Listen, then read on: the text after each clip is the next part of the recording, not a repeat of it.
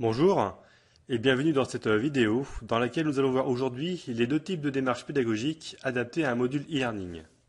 Pour rappel, un scénario pédagogique abstrait contient les étapes et la démarche pédagogique du module. Et pour cela, il existe deux démarches que je vais vous présenter dans le détail, qui sont la démarche déductive et la démarche inductive. Commençons par la démarche déductive.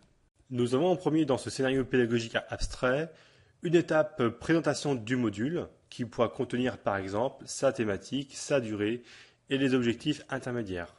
Ensuite, dans cette boucle qui va se répéter, nous avons trois étapes qui vont caractériser la démarche déductive. La démarche déductive va du général au particulier. En effet, ici, on proposera à l'apprenant un apport notionnel suivi d'un exercice de transfert puis d'une remédiation, soit un feedback qui informera l'apprenant sur sa réussite et ses erreurs.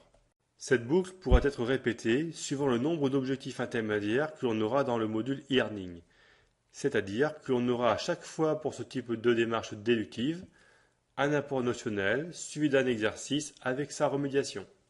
Puis ensuite, le module se terminera à chaque fois par les deux étapes synthèse et bilan.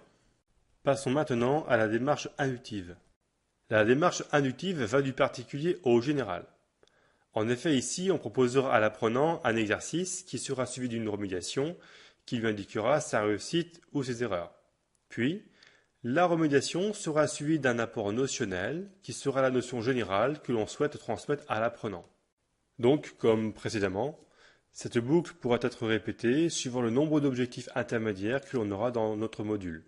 Puis ensuite, le module se terminera à chaque fois par les deux étapes synthèse et bilan.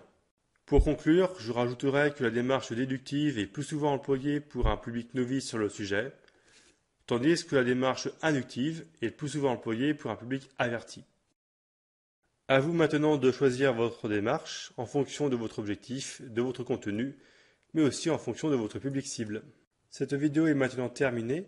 Nous avons vu ensemble les deux types de démarches pédagogiques que l'on pouvait rencontrer dans un scénario pédagogique abstrait, et je vous invite sur le formateur du web pour d'autres articles et vidéos sur l'innovation pédagogique.